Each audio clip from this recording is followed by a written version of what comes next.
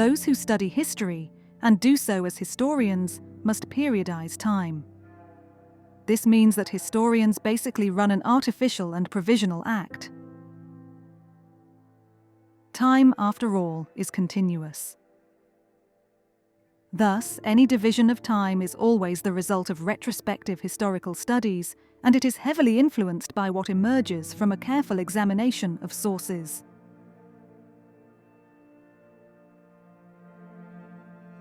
Adding to this complexity is the particular sensitivity that various eras and cultures have shown toward their own pasts. Generally, the transition from one age to another is marked by major events in the historical continuum. In the specific case of the passage from antiquity to the Middle Ages, at least as far as the Italian peninsula is concerned, the trigger was undoubtedly the widespread devastation caused by the Gothic War, a catastrophe that brought a definitive end to imperial grandeur. However, in most history books and manuals, the Middle Ages are conventionally said to begin much earlier, specifically with the fall of the Western Roman Empire. Actually, this fall involved nothing more than the deposition of a Roman emperor. Therefore, the emperor's removal cannot be considered a macro event, as in the eastern part, the empire continued unabated. In fact, in 476 AD, after the deposition of Romulus Augustulus, the Roman Senate still existed. What changed were the historical actors. The Romans no longer saw themselves as rulers, because the new conquerors were Germanic peoples. So it is more accurate to say that in 476 AD, the West underwent a sort of change in leadership, to use modern terms. Over time, this shift would manifest as the evolution of the West into the well-known Roman Germanic kingdoms. Some historians interpret this as a sign of continuity with the past, while others, contemporary eyewitnesses, viewed it as a sharp break.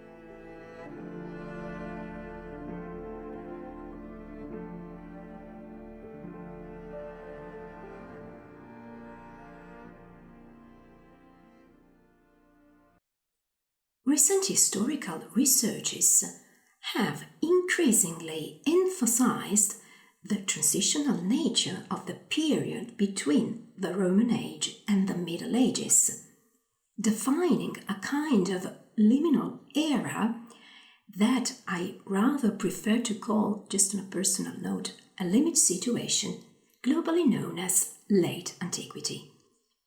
This was in fact a very complex period with its own distinctive features, which nevertheless contributed to the overall development of the medieval world.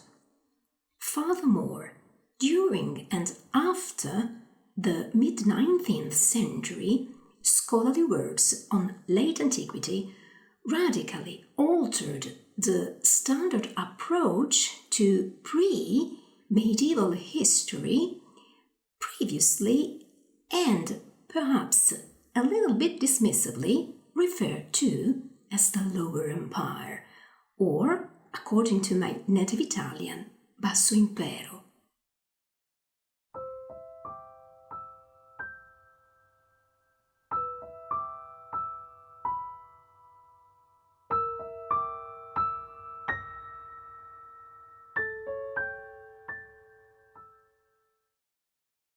In the 18th century and in the 19th century, in particular during the German Romanticism, the idea that the Middle Ages started when Germanic peoples displaced the imperial structures of the Western Roman Empire began to spread. Of course, this is deeply connected to the profoundly romantic ideal of the Germanic man. That's why German romantics adopted this ideal retrospectively to build a strong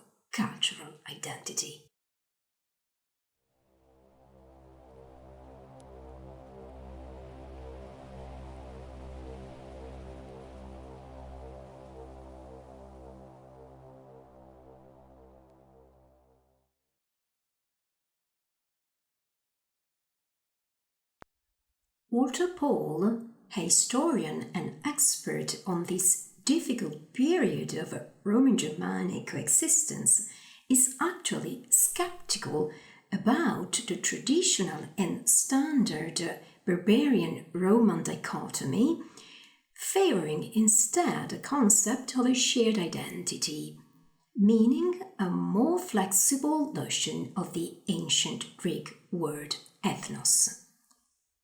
The Germans indeed had different cultural characteristics from the Romans, but that does not imply the German superiority or the Roman superiority. Yet it may be that the Germanic model appeared at that time better and more functional within the context of a world that was experiencing profound changes, a world that was evolving into something distinctly other from the imperial ideal once embodied by Rome.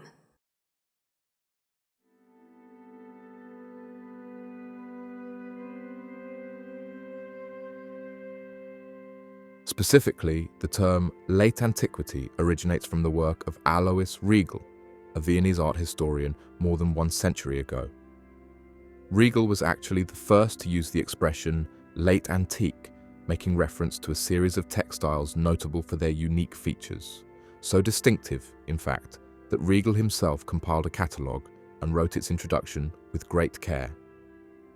Later, during the 20th century, the term became standard in the vocabulary of many art historians to describe a new phase in artistic evolution. Riegel spoke of an alternative definition of space and spatial awareness, giving rise to an art form that departed from classical aesthetics to express concepts instead.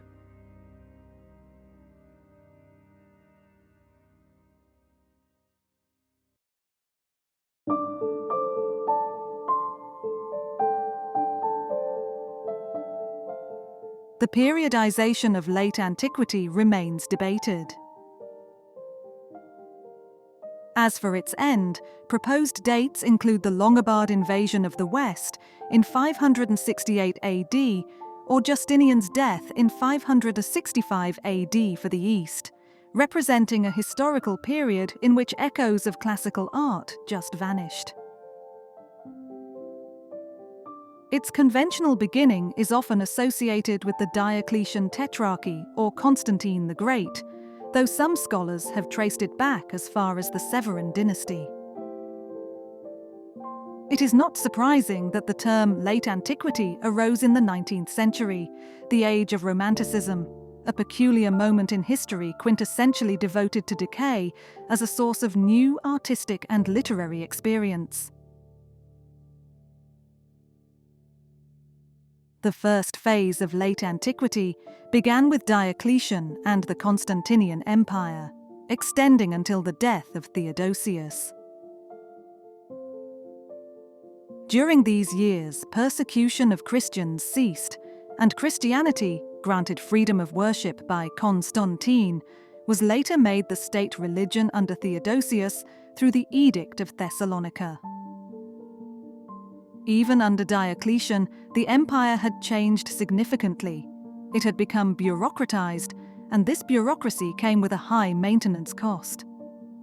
The empire had also become more militarized due to barbarian threats. Maintaining the military imposed substantial expenses, which in turn justified heavy taxation. This led to the tightening of administrative structures, beginning with the court, now reorganized around the emperor according to a complex ceremonial system.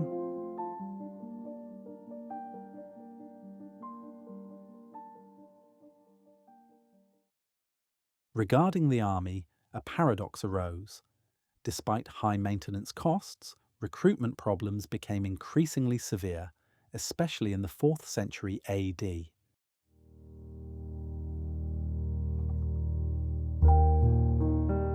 These issues are documented in the Theodosian Code, revealing how emperors like Gratian, Valentinian, and and Theodosius made earnest efforts to resolve the matter. They imposed strict recruitment criteria while combating widespread draft evasion, and this problem was also exacerbated by corrupt officers willing to overlook evasion for a bribe. In more tragic cases, soldiers went so far as to mutilate their own fingers to avoid conscription. The practice became so widespread that the law had to intervene.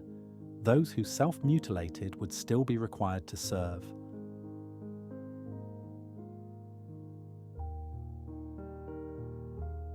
Another sign of the military's economic burden in the 4th century AD was the obligation for civilians to house soldiers passing through, often with devastating consequences for private homes. A perfect example is a letter by Symmachus, in which he requests an exemption from this duty for the sons of a friend. Even the anonymous author of De Rebus Bellicis proposed reducing military service duration to combat evasion and maintain a steady recruitment flow. Soldiers discharged at a young age could become farmers, thus expanding the tax base and saving the state the cost of veteran pensions. He also suggested settling former soldiers in the very regions they had defended to repopulate them. Another hallmark of late antiquity is the state itself, which developed a precise hierarchy that became increasingly well-defined over time. Notably, Diocletian chose not to reside in Rome, thereby distancing himself from the senatorial aristocracy and traditional power structures.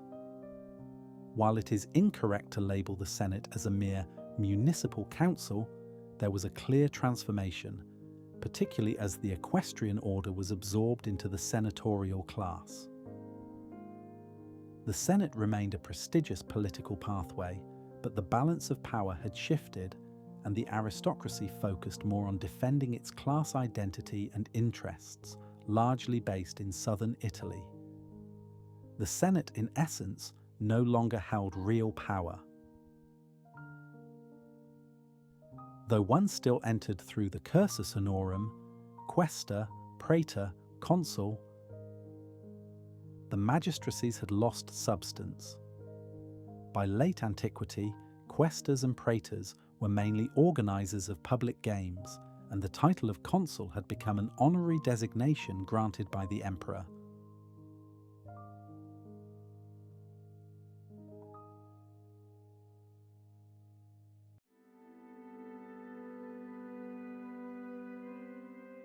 The most important office in late antiquity became the Praefectura Urbana, still held by the senatorial aristocracy, but charged with managing the often difficult relationship between the urban plebs and food supply logistics.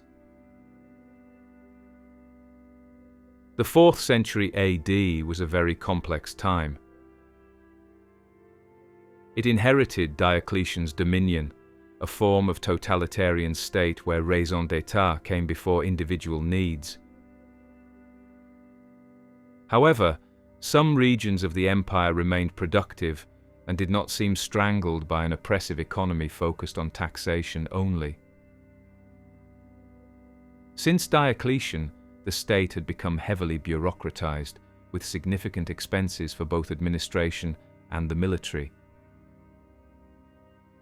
This raised the pressing question: where would the money come from? The answer was the wealthier classes: landowners, municipal bodies, artisans, and trade guilds. Eventually, professions became hereditary, ensuring the state a source of taxable individuals for the future. This scenario might suggest social immobility or proto-feudalism, but that would be an oversimplification. Modern archaeology has unearthed thriving rural villas from this era, ironically, within a totalitarian state. So, even if the late antique state was authoritarian, Some regions still harbored wealth and cultural vibrancy. Indeed, archaeological evidence includes an abundance of paintings that testify to extraordinary artistic skill. Trade and communication also varied widely by region. Italian archaeologist Clementina Pinella's studies on the North African oil economy in the late 4th century AD highlight a dense network of Mediterranean trade involving Gaul, Spain, and Italy. Similarly, the Rhine region yielded finely crafted glass and ceramics, suggesting that the crisis of the time was felt unevenly across the empire. The West undoubtedly experienced greater turmoil than the East, particularly given that key trade routes with India and Persia lay closer to the Eastern Empire. In sum, while the 4th century was not a time of total crisis, the 5th and 6th centuries certainly were. The 6th century especially saw the catastrophic Gothic War, which devastated the Italian peninsula and dashed Justinian's dream of reunifying the empire. The historian Procopius of Caesarea paints an apocalyptic picture of Italy after the Gothic War. Unploughed, barren fields, reports of cannibalism in Emilia-Romagna, desperate Roman fathers throwing themselves into the Tiber, unable to feed their children. People starved to death in the streets, Procopius writes, and their bodies were so emaciated that not even vultures would approach. Though scavenger birds typically feed on corpses, even they seemed to recognize that these piles of bones offered no sustenance. The Gothic War marked the grim macro event of transition from late antiquity to the Middle Ages in Italy, a devastation from which the peninsula never fully recovered.